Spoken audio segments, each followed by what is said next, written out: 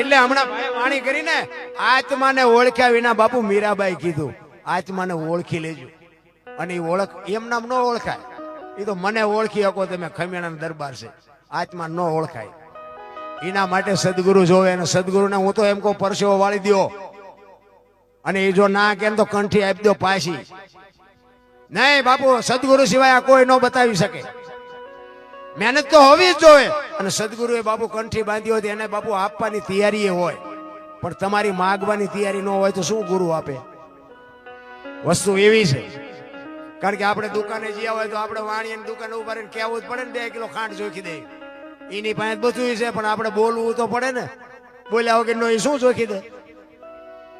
એટલે આપણે જરૂર હોય તો આપણે બોલવું પડે. બાકી સદગુરુ સિવાય આ મળે નહીં.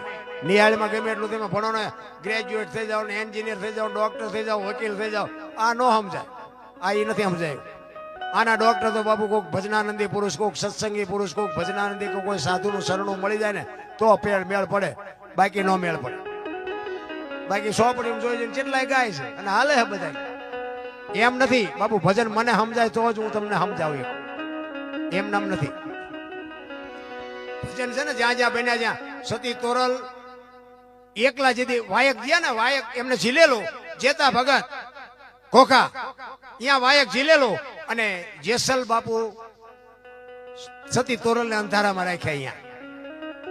કારણ શું કે જેસલ ને જવાનો સમય થઈ ગયો હતો. અને જેસલને એમ થયું કે જો હું તોરલ ને કહીશ કે મારો સમય પૂરો થઈ ગયો તો ગતમાં જાશે ને આપણે વાયકમાં ભંગ થાશું. એટલે તોરલ ને કહે છે કે મારી તબિયત બરોબર નથી, તમે જાઓ, વાયક ઝીલું છે અને હવે હું નથી આવતો, મારી તબિયત બરોબર નથી. અને બાપુ તોરલ ગયા. અને વાયા બાપુ જેસલ રોતો રોતો ભજન કરે કે રોઈ રોઈ કોને સંભળાવું, મારો રુદિયો રોવે માયલો તોરલ. તોરલ હું તો એક કડવી વેલનું તુંબડું, મને માણાય નો ખાત ને ઢોરાય નો ખાત. તમે નો મળ્યો તો આ તુંબડાને મીઠું કોણ કરત? રોયો એવો આહુડા પાડી નહીં. જેના રુદિયા રોવે ને એનો મારો નાશ ચોપડે બાપુ લિસ્ટમાં નામ લખે. રુદિયા રોતા ઈ કે હું મરી જાઉં એની મને પરવા નથી, પણ તમે આવો કદાચ ખબર પડે કે જેસલ મરી ગયા તો મારી સમાધિ માથે આવીને 2 ગાયત્રી તો સંભળાવજો, મારા જીવની ગતિ થાય. બાપુ જાડેજો ક્યાં પહોંચ્યો હોય છે? અને ઈ અડધી રાતનો ગજર ભાંગ્યો, સંતવાણી હાલે, 12 બીજના ધણીનો પાઠ અને જોત ચાલુ. અને દાદા ઉગમ છે ગુરુ ગાદી ઉપર બેઠા છે. અને સતી તોરલ ગુરુ મહારાજને કહે છે કે બાપુ આ જોત ઝાંખી બળતી હોય એવું નથી લાગતું? ત્યારે ગુરુ મહારાજ એમ કહે છે કે હા બેટા, કે પણ આનું કારણ શું? એ કે આપણા ગતનો ગોઠી કોક બ્રહ્મમાં ભળે છે. એ ગતનો ગોઠી બ્રહ્મમાં ભળે એમ કીધું ને બાપુ તોરલ ઉભા થઈ ગયા. હો એ કે જેસલ જ હોય, જેસલ સિવાય બીજું કોઈ ન હોય. વિચાર કરજો, તેથી ફોન નહોતો, થાંભલા નહોતા, તાર નહોતો, ક્યાં કોકાન ક્યાં અંજાર. બાપુ કોને કીધું છે તોરલ?